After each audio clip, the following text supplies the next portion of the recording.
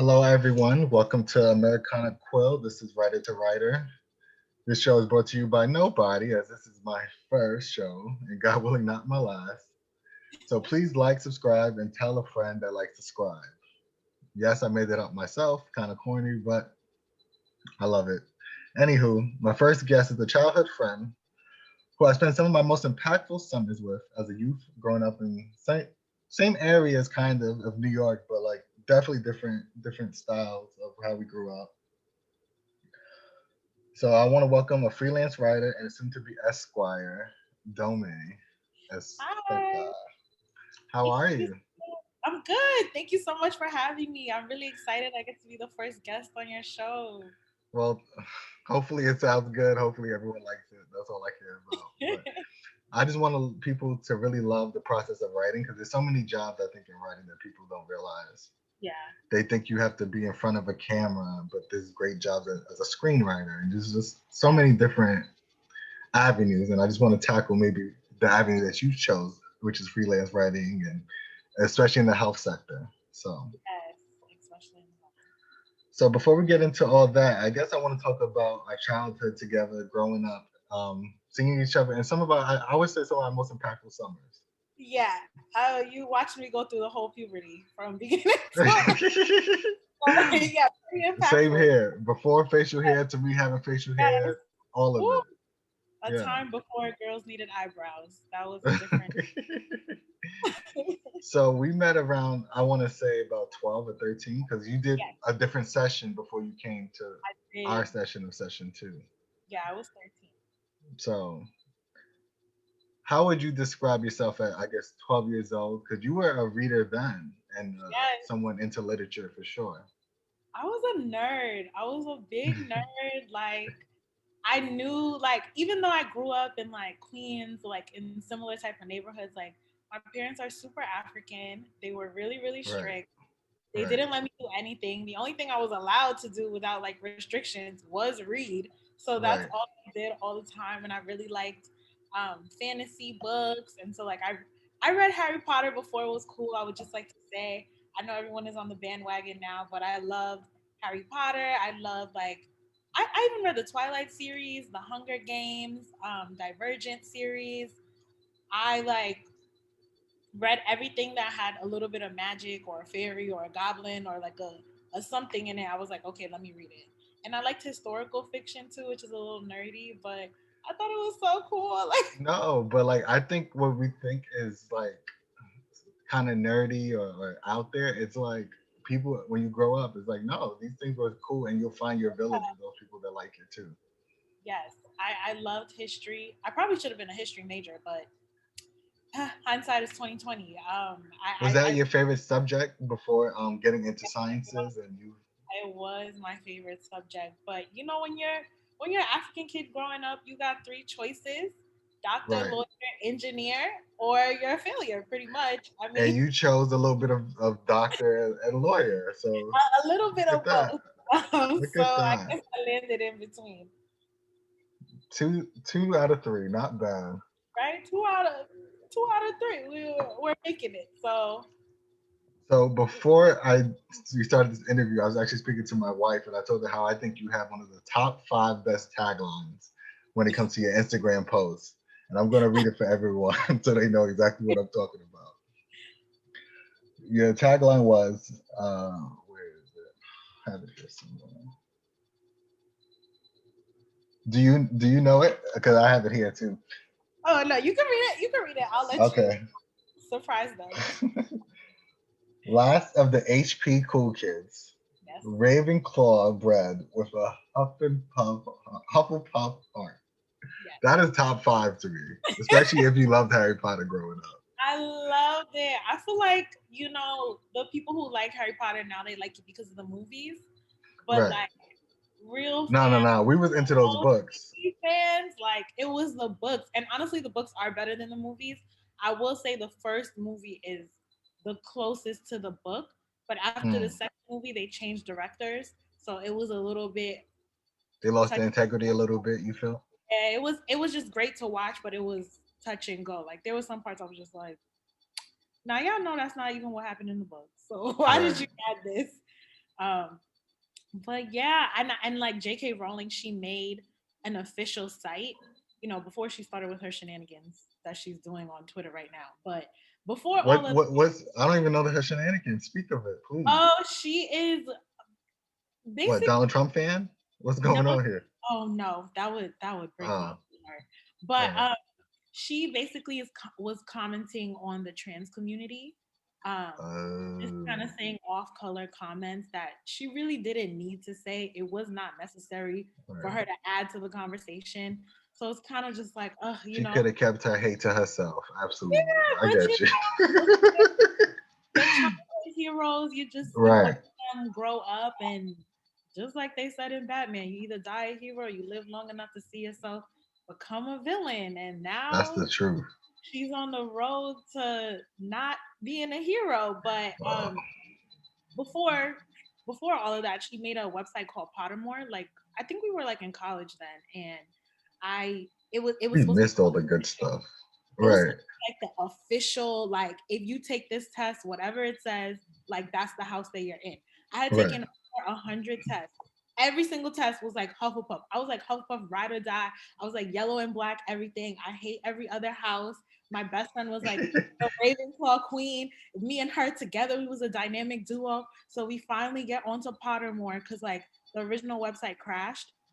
We get Mm. on and we're like, oh my god, like it's D-Day, like we're officially gonna know who we are, because like you can't cheat this test. Like, she made it and she wrote the book. Get on there, and then the test says Ravenclaw. I almost threw up. I was like, what? Like, I was like, this is a typo. You Like, know wait, what? like, After this show, I want you to send me the link. I'm gonna do it, take the okay, test myself, and we're yeah, gonna write a co-blog together, and I'm gonna put it on my no, new website as I will be down for that because well. Okay. I was devastated. Like, I almost cried. I felt like I didn't know who I was as a person anymore. I'm just like, Ravenclaw, like, oh, like, why do I want to be Right. there? But then the older I got, like, even though I do identify with Hufflepuff a lot, and I'm like, I feel like I have the heart and the generosity and the cheerfulness. I think that a lot of my Ravenclaw tendencies came out like with Mm. school and with books and with learning, and like, I guess that's who I am in my core. So that's why I had to change my name to Ravenclaw bred with a Hufflepuff heart, because I would be lying if I I said I think that's so fire though. That's your tagline though.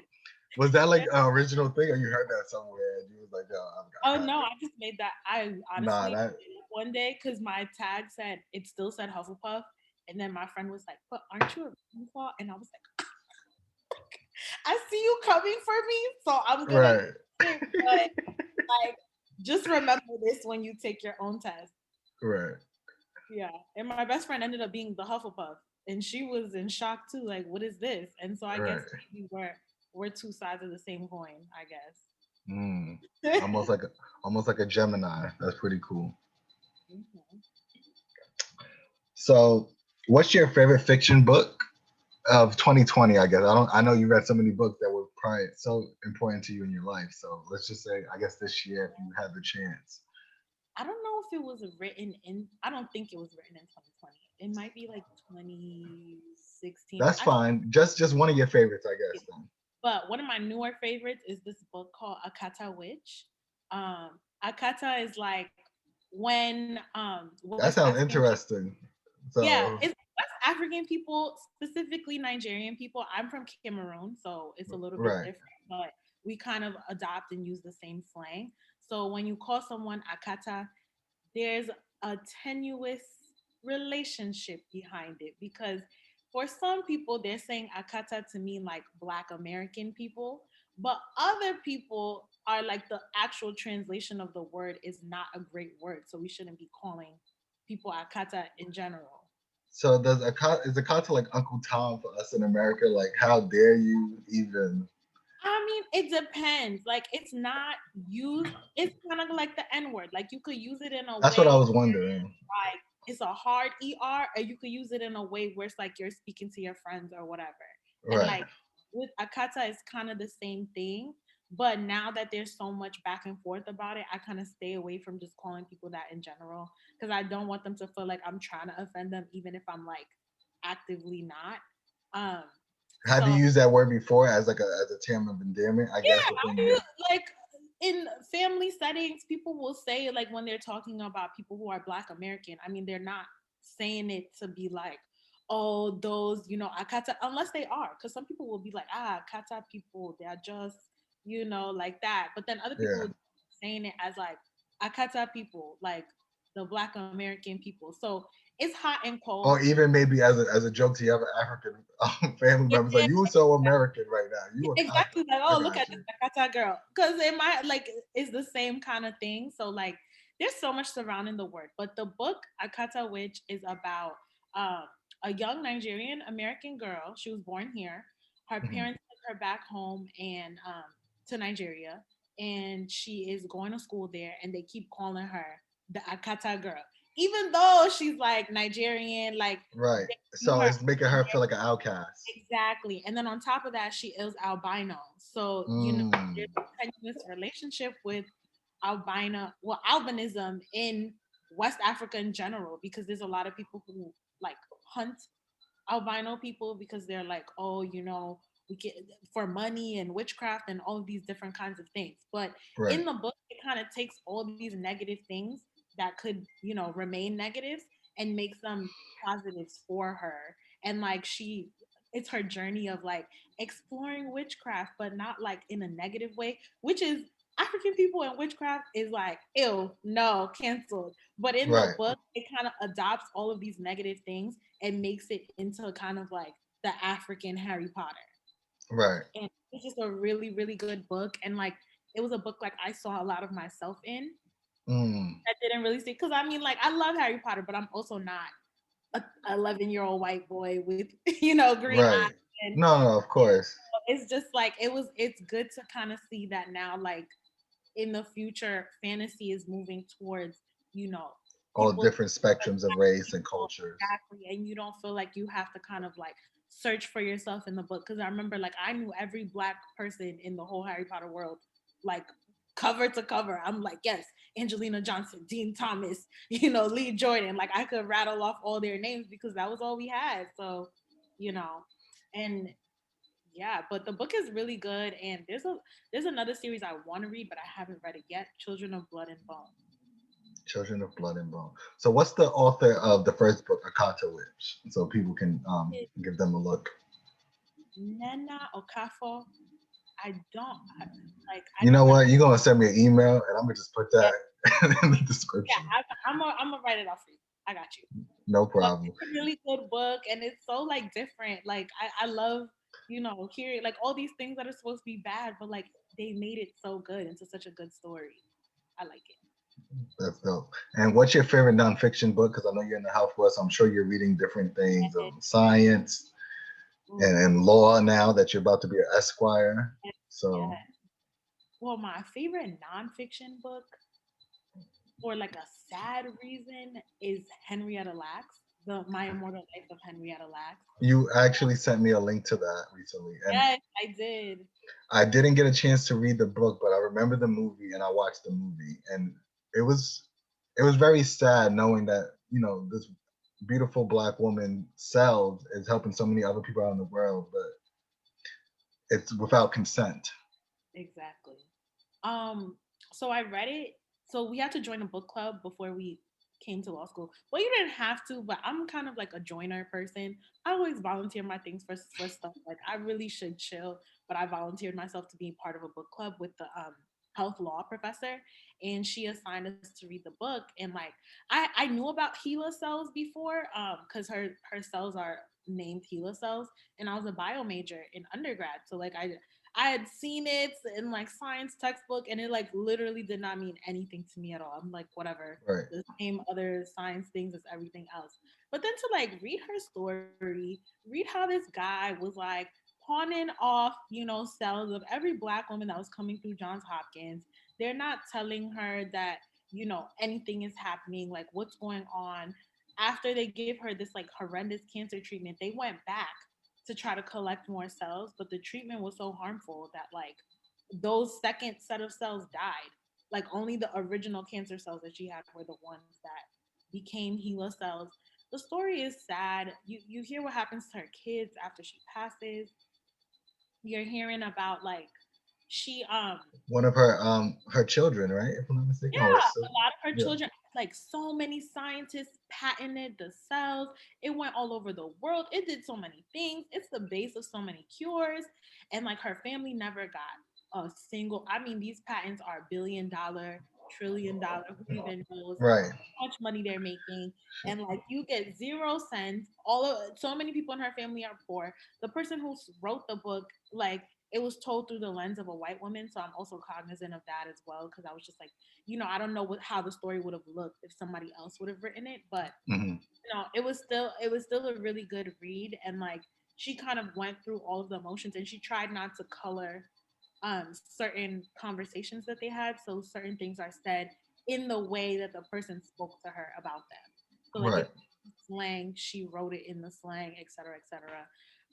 But then being in law school and learning about how that kind of stuff works, they're just like, well, if you consent to a surgery of this sort and they take something that they would have thrown away anyway, then it doesn't belong to you anymore. And I always just thought, like, that is so ridiculous because the story with Henrietta Lacks has happened to a lot of people. Like, they'll go Right. in for some type of treatment, mostly cancer, they cut something out. Whatever they cut out is like some miracle cell that is changing the world in some way. The doctor who Right. cut it out patents it, and then you get no money because they're like, oh well, what would you have done with it anyway? They used the product that was thrown away and they made it into something substantially different. So it's Mm-hmm. not something that you have, the right to. And I just think like laws like that are ridiculous because you wouldn't have anything to work with if I didn't give you anything to have in the first place.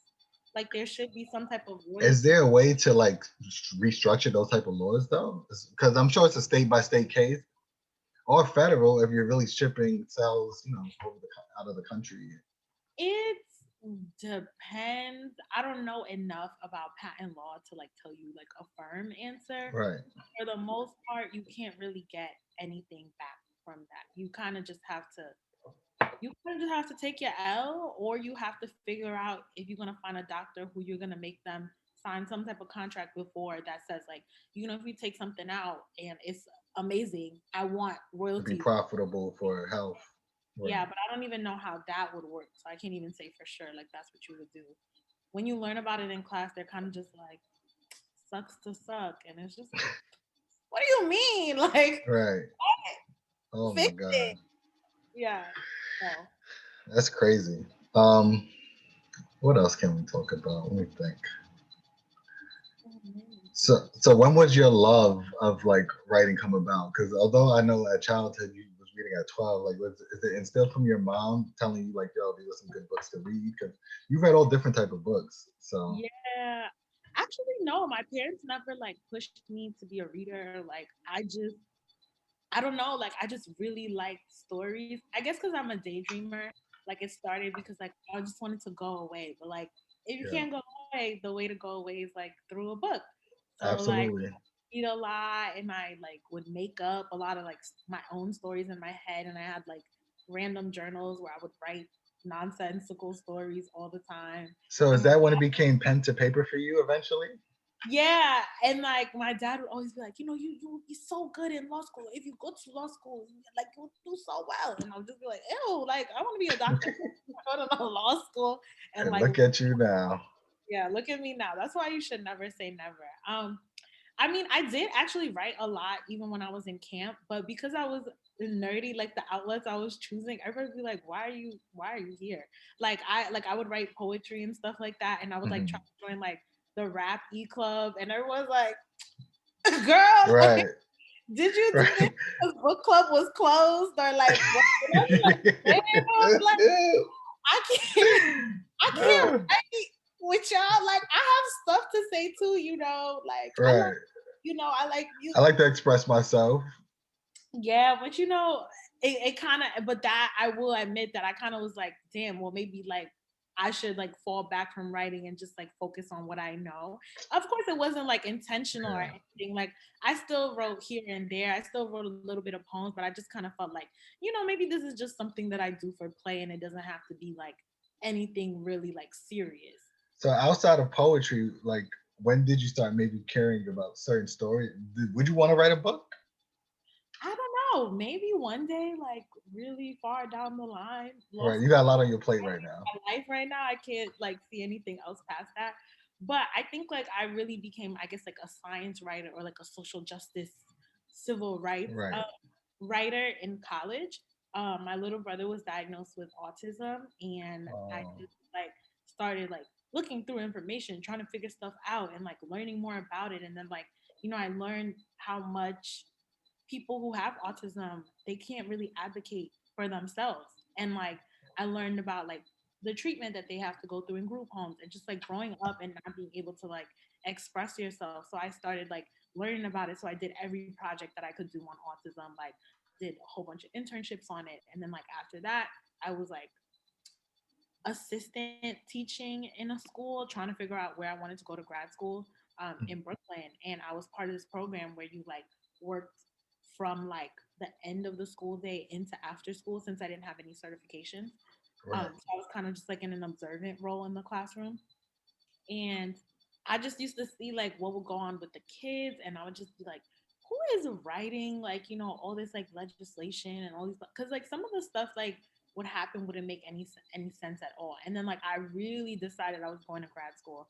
After that summer, I worked in this camp where a majority of the kids came from shelters all over New York, and they would get there on these buses every day, and the way that the camp would just treat them was just like it was ridiculous to be short. Like the camp situation ended up with me suing the person who owned the camp because of like back pay issues. But like, I mean, some of these kids, the only food they would get to eat all day was the food that was served at camp.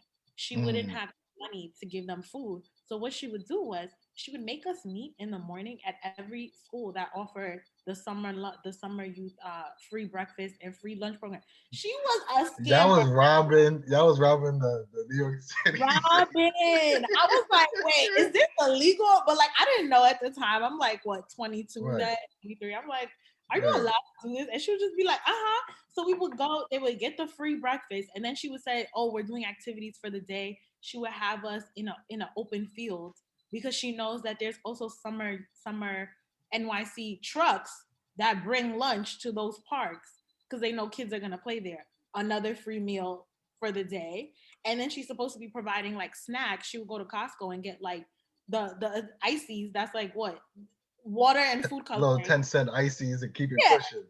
and then like an orange, and she'll be like, yeah, you see it's sweet and this. And I would just be looking at her, like even her field trip, she said she was taking them to Staten Island to go see the Statue of Liberty. Did you shelter kid people who are in shelters? I don't know how the situation worked, but she managed to get all the children on the ferry or whatever for free to the island. Right. They're like, okay, cool. Like I'm thinking we're gonna like, go on a tour or like do something Hmm. important.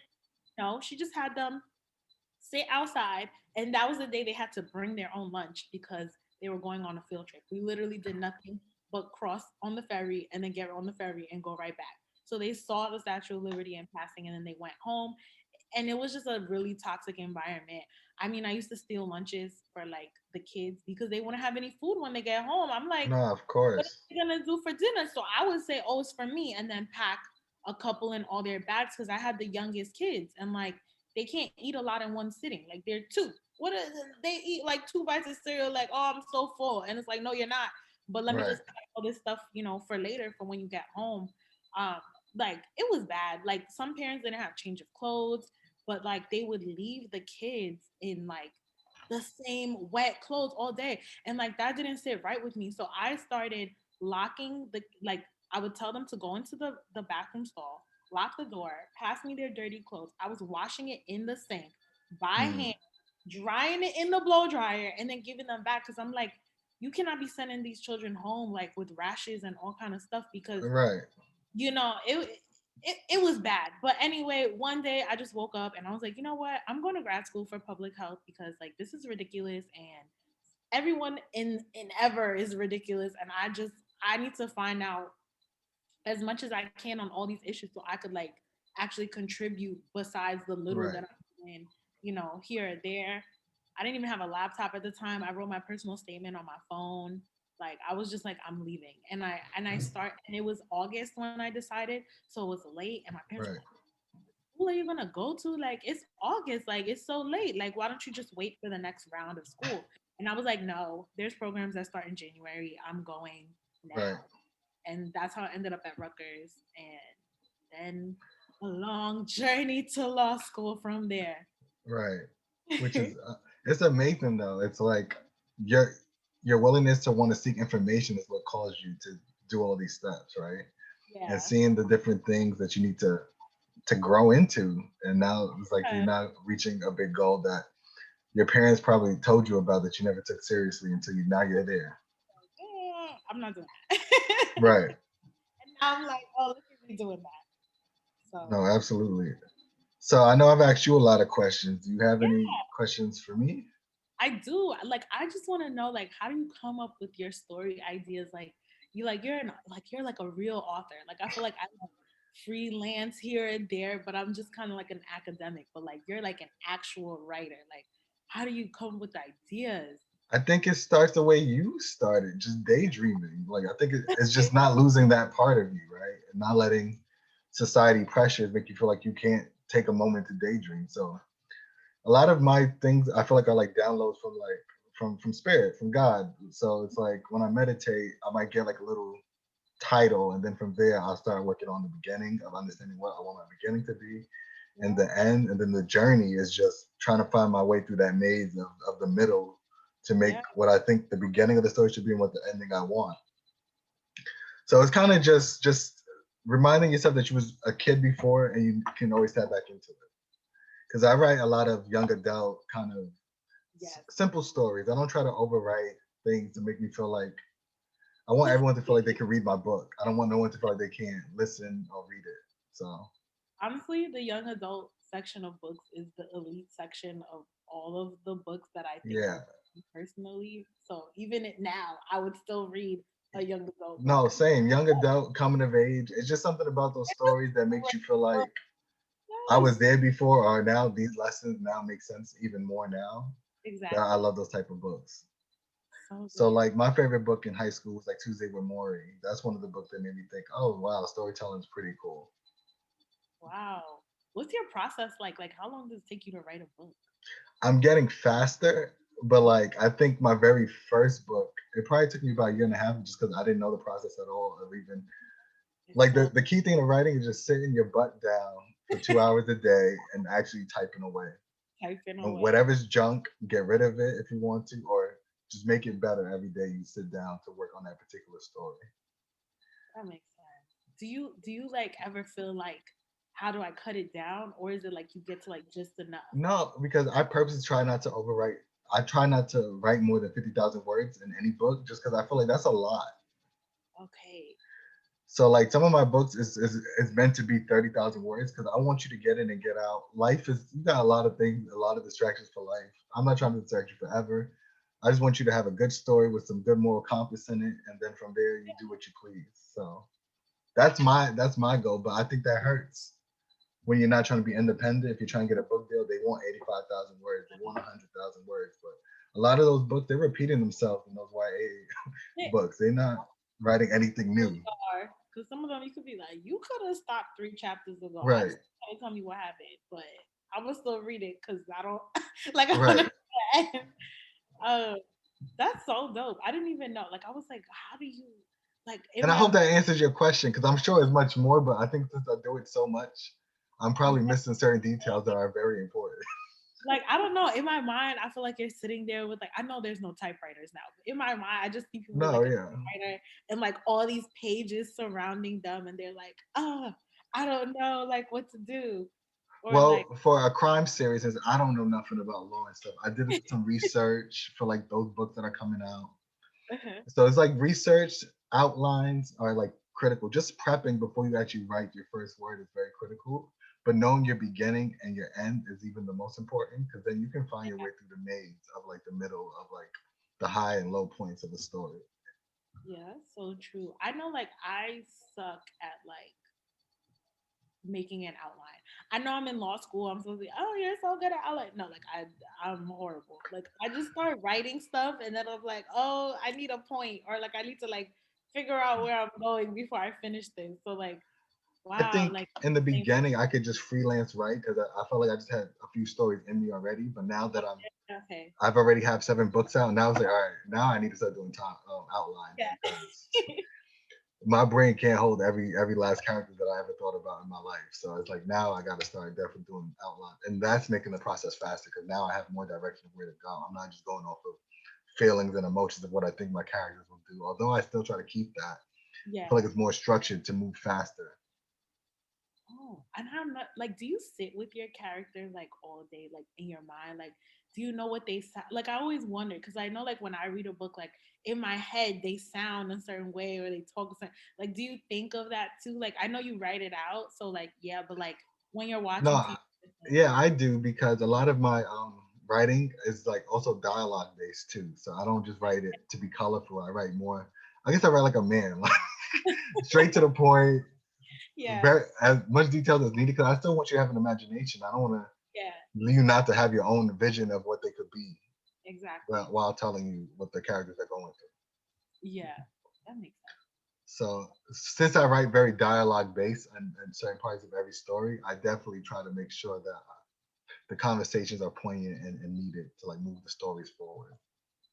Yeah. Have you written yourself into like, is somebody you or are you like parts of people, or is there like The, one person like this is me, like if I could live another life or something? well, the one book that's closest to me is my very first book, Yeah, I love which that is book. The Dreamer, the boy who caught 22. Hmm. So the character Jared in that is basically essentially me just growing up, knowing right, and just trying to stay on the right path to get to college and avoid like certain Yeah. loopholes and things that happen in people's lives. So that's the closest story that you'll have of me that's fiction. Hmm. But everything else is just maybe bits and pieces of what I feel deep inside and like expressing that through other characters, but not necessarily something I would care to do or care to truly feel that way about every day of my life. So like I don't know if you've got a chance to read my Kids of the Diaspora book, which is like it's like that's like a very adult language book, but it's like dark comedy. So Yeah, that book, it was just too frustrating of getting the college degree, but not getting the right jobs and feeling like I'm not where I want to be. yeah, So that was writing from like a place of anger, but through like comedy. So like those that understand that story can laugh, but no, like it's from pain. yeah. No, I have it, but I have not like it's on my list of things to It's read. an easy read, and you'll laugh at some of the things because of like wow, like it's funny, but it's so true of Yeah. like that were happening for sure. Oh, I cannot wait. I can't wait. I'm like I have so many books I have to read over the break because Yeah, so that's their own that's mind. that's my tip. It's like I think you can do it, and I would love to anywhere I can assist you on us letting you publish your first book independently. I'm so down to help. You know, after the bar, I'm gonna seriously sit down and think of it because I have like stories in my head that have been there for like who knows how long, but Right, I've never. or even your life story with a few twists is a great way to release Yeah, your first book because although I'm tired of hearing about talking about the Dreamer, a lot of people love that book because it rings close to them because they grew up around me, so they have some of the similar yeah, stories. So yeah, that's why I think sometimes those books are more attached to people than any other book because I think my skills gotten better, way better than that yeah. book, but the content and the idea of that book is what people fall in It love with. like resonates with you. Like what the Yeah, fuck? Harry Potter book? I was like, oh my god. I was like, exactly. so it never gets old. No, that's so like I'm so fascinated by this process. Like I could ask you like a million questions. I don't know how long. Like I didn't Oh, want to. I mean, you can ask a few more. This is what it's about. It's writer to writer. Like you write well. I love your Juneteenth blog. I Oh, love thank you. your health blog. It lets me know I got to be more on point on certain things for myself. So Yeah, like a lot of the stuff like I write just came out of a place of like me sitting in a classroom and they're like, "Oh, this, that," and I'm like, "What?" Like that? Why? Like, why is this right. a thing? And like, going to law school in Virginia, I am the minority here. I'm not in Northern Virginia. I'm in Williamsburg, Virginia. So Right. it's very not polarized in some senses, but it is in other senses where it's kind of like you can count all the black people in like You're seeing the other side of America that isn't yeah, your, it's kind of like yeah. there's this many of y'all, and Hmm. so you always just feel hyper conscious of the fact that you're black.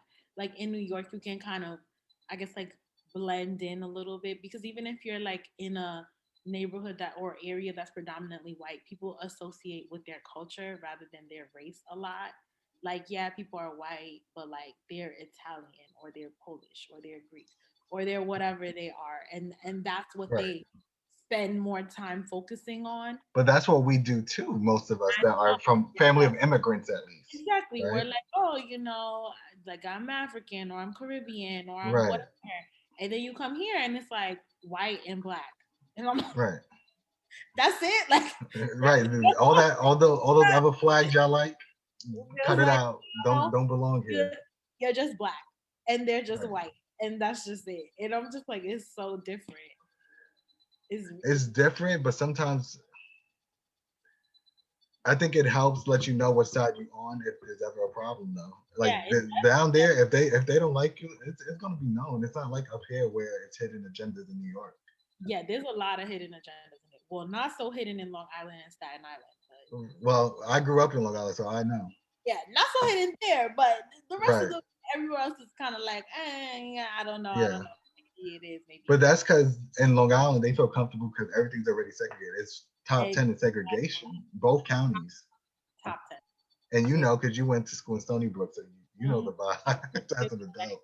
you leave Stony Brook to go to the mall, and you were just like, I'm going back to campus because Right. I No, don't I know what got you you. got going on, but I would just go back to campus. Yeah.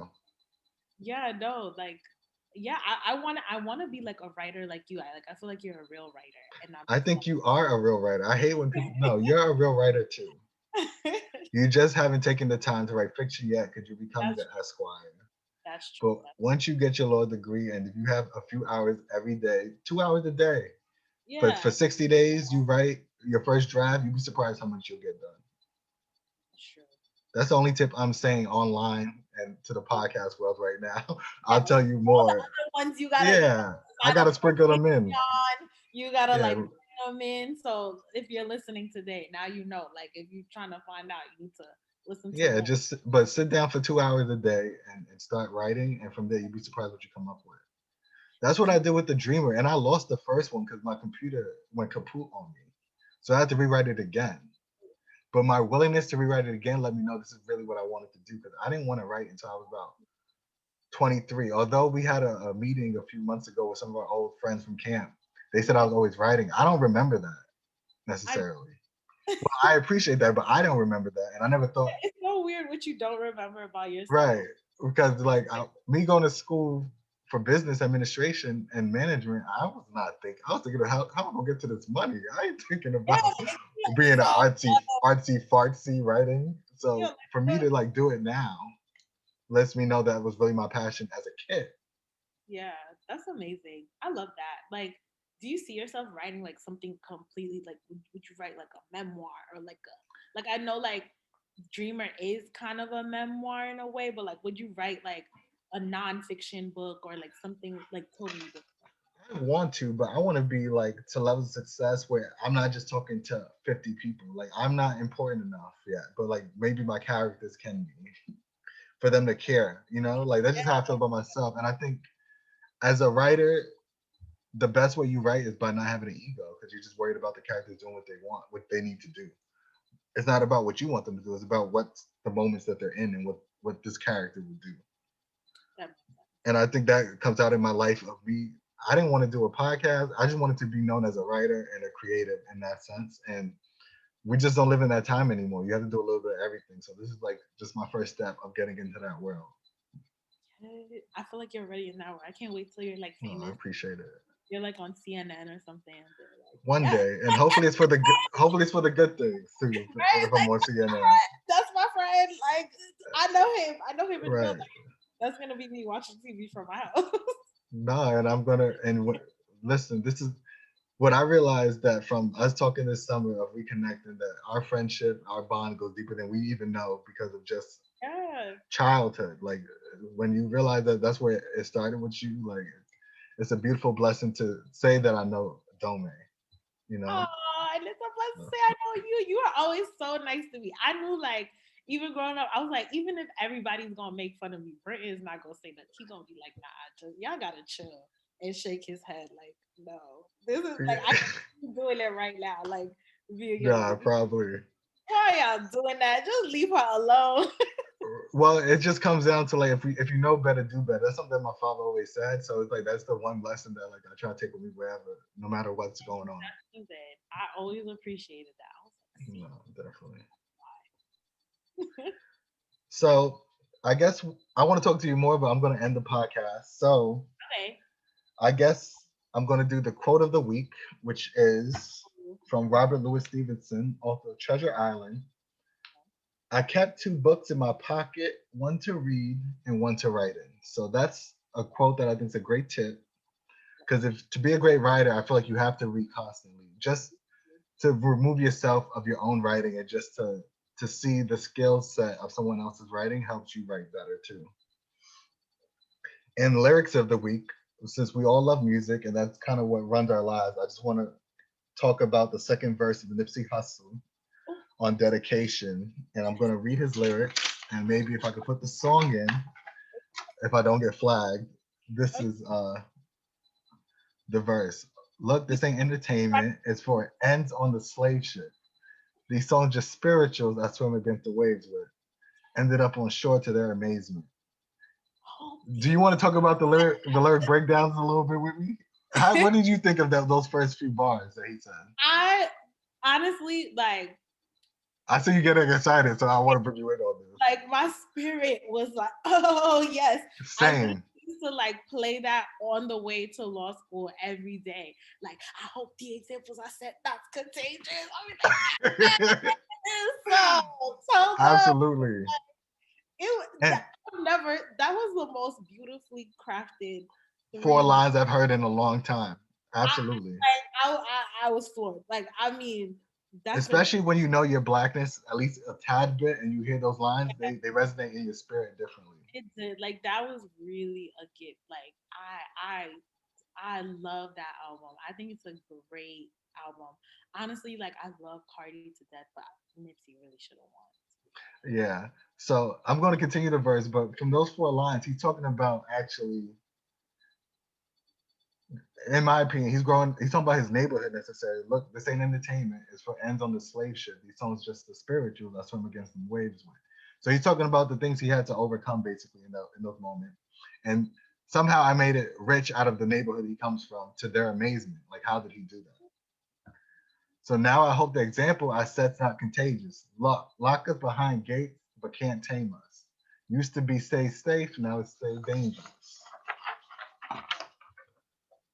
Cause ain't no point in playing defense end. That's why I dove off the deep end, N word, without a life jacket. Couple mil to the world, dog my life cracking. Cook the books, bring it back so it's no taxes. Royalties, publishing, plus I own masters. I'll be damned if I slave for some like crackers. So right there, he's talking about, in my opinion, entrepreneurship, and Mhm. who he started his journey with is the four people on the slave ship, which he's been talking about his business partners, of them finding their way through the maze of where they grew up to get to where they're at. And he did it without a life jacket because he went for it. He didn't hold back. So I just think these lines are just so poignant of you wanting to go out and do something for yourself, whoever you are. And talking about he owns all his stuff, so therefore he's not a slave to the system of the music. I was mapping this out. I hit the heist backwards. So he's saying that his whole thing being marathon, he took his time mapping it out to hit the heist of robbing the industry by not signing to them and them owning anything of him. Hopping out the 85, which I believe is a car, don't know which car, in the Reebok Classics. Run a couple marathons just to get established. To make it happen, you gotta have it. Dedication. So those are the lyrics of the week. Ooh, I That love was the quote of the week. love. And I just want to say thank you again to Domi for being my first guest on this new journey that I'm taking. Thanks for So, having me. So excited. no, thank you. All right, guys, have a great day and continue dreaming, continue writing. This is Americana